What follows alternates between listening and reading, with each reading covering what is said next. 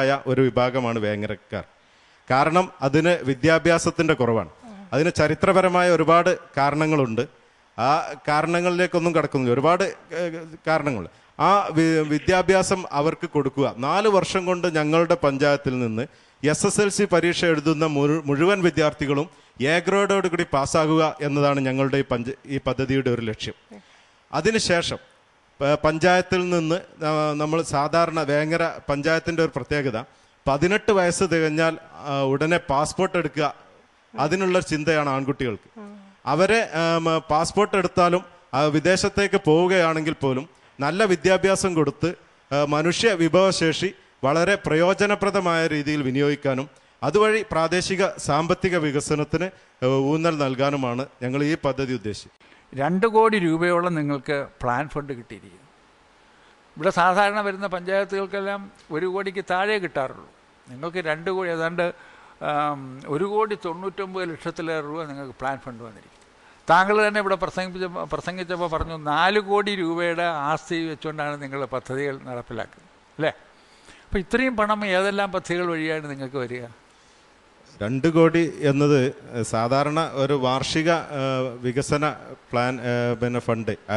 Plan fund കിട്ടുന്നത് 1,45,37,595 കഴിഞ്ഞ വർഷം കിട്ടിയത്. പക്ഷേ അതിന് മുമ്പത്തെ വർഷം ഉണ്ടായ ചില പദ്ധതികൾ നടക്കാത്തത് കൊണ്ടുണ്ടായ സ്പില്ലോവറായി വന്ന പദ്ധതിയുടെ നിങ്ങൾക്കൊരു ഭാരമായിട്ട് വന്നിരിക്കില്ലേ? നിങ്ങൾ 75% ചിലവാക്കിയിട്ടുള്ളൂ.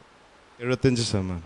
അല്ല, ഇത് ഞാൻ പറയുന്നത് വെച്ചാൽ നമ്മൾ വളരെ ആദർശസുന്ദരമായ പദ്ധതികൾ തയ്യാറാക്കി നടപ്പിലാക്കുന്ന സമയത്ത് ഈ നമ്മുടെ പ്ലാൻ ഫണ്ട് ചിലവാക്കുന്ന കാര്യത്തിൽ ഇത്തരത്തിലുള്ള ഡീറ്റെയിൽസ് തരുന്ന കാര്യത്തിൽ കൂടെ താങ്കൾ ശ്രദ്ധിക്കണം.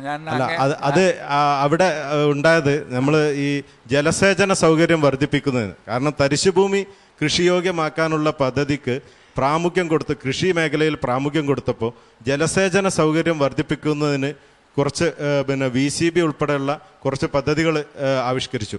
അത് നടപ്പിലാക്കാനുള്ള കാലതാമസം വന്നു. മാർച്ച് മാസം ആയിട്ടും വെള്ളം ആ പ്രദേശത്ത് വെള്ളം വറ്റാത്ത ഒരു സാഹചര്യം വന്നപ്പോൾ തോട്ടിലും അതുപോലെ ഈ കനാലുകളിലും വെള്ളം ഉള്ള ഒരു സാഹചര്യം വന്നപ്പോൾ ഏപ്രിൽ മെയ് വരെ കാത്തു നിൽക്കേണ്ടി വന്നു എന്നുള്ള.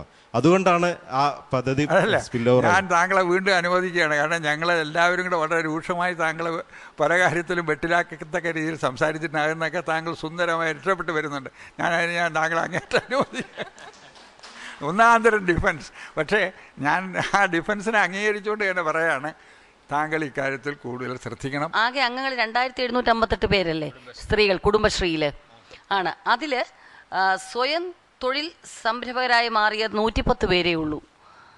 അപ്പോൾ ഇത്രയും സ്ത്രീകളുള്ളൊരു സ്ഥലത്ത് ഇപ്പം നമ്മളിപ്പോൾ പൊൻകുഞ്ഞ് നല്ലൊരു കോൺസെപ്റ്റാണ്, അഭിമാനം തോന്നിക്കേട്ടപ്പോൾ നമ്മൾ ഈ കൗൺസിലിങ്ങിനൊക്കെ ഉപരി സ്ത്രീക്കൊരു സ്വയം തൊഴിലുണ്ടെങ്കിൽ അവളൊരു സെൽഫ് റെസ്പെക്റ്റ് അവരിൽ തന്നെ ഉണ്ടാവും.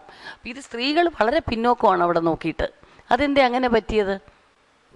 സ്ത്രീകൾ സാമൂഹ്യപരമായുള്ള ഞങ്ങളുടെ പ്രദേശത്ത് വളരെയധികം പിന്നോക്കമായിരുന്നു. അവരെ മുന്നിലേക്ക് കൊണ്ടുവരാനാണ് ഇത്തരം പദ്ധതികൾ ഉണ്ടാക്കിയത്. മാത്രമല്ല ഈ സ്വയം തൊഴിൽ സംരംഭങ്ങൾ ഗ്രൂപ്പ് അടിസ്ഥാനത്തിൽ 35 എണ്ണം മാത്രമേ തുടങ്ങാൻ സാധിച്ചുള്ളൂ. കൂടുതൽ അതും ഒക്കെ ഈ അടുത്ത കാലത്താണ്. ഞങ്ങളുടെ ഈ ക്രിയാത്മകമായ ഇടപെടലുകൾക്ക് ശേഷമാണ് ആദ്യം 5-6 സംരംഭങ്ങൾ ഉണ്ടായിരുന്നുള്ളൂ. പക്ഷെ ഈ വർഷം 2 വർഷത്തിന് ശേഷം വളരെയധികം ക്രമാതീതമായിട്ട് കൂടിയിട്ടുണ്ട്. ഇപ്പോൾ പുതുതായിട്ട് വീണ്ടും സ്ത്രീകൾ മുന്നോട്ട് വന്നതിന്റെ അടിസ്ഥാനത്തിൽ പുതിയ പദ്ധതിയിലും അതിന് തുക വകയിരുത്തിയിട്ടുണ്ട്. എങ്ങനെയുണ്ടായിരുന്നു? നന്നായിരുന്നു. ഇവിടെ പഞ്ചായത്തിനെ ഫുള്ള് റെപ്രസെന്റ് ചെയ്താണ് ഇവിടെ ഇപ്പോൾ വന്ന് നിൽക്കുന്നത്. നമ്മുടെ പ്രേക്ഷകരോട് എല്ലാ പദ്ധതികളെ കുറിച്ചൊക്കെ സംസാരിക്കാൻ കഴിഞ്ഞു. ഏറെക്കുറെ കഴിഞ്ഞു എന്നാണ് വിശ്വാസം. അപ്പൊ മാർക്സിലേക്ക് കിടക്കാം അല്ലേ? ഒന്ന് ആലോചിക്കുക വേണമെന്ന്. ആലോചി മാഷ്. 15-11 15-11 10-6.5 10-7 വേങ്ങരയ്ക്ക് 60-42 മാർക്സാണ് ലഭിച്ചിരിക്കുന്നത്. ഓക്കെ. അപ്പം എന്തായാലും ഇവരുടെ പദ്ധതികളെ നിങ്ങൾ അനുകൂലിക്കുന്നുണ്ടെങ്കിൽ ഇവർക്ക് SMS അയക്കുക.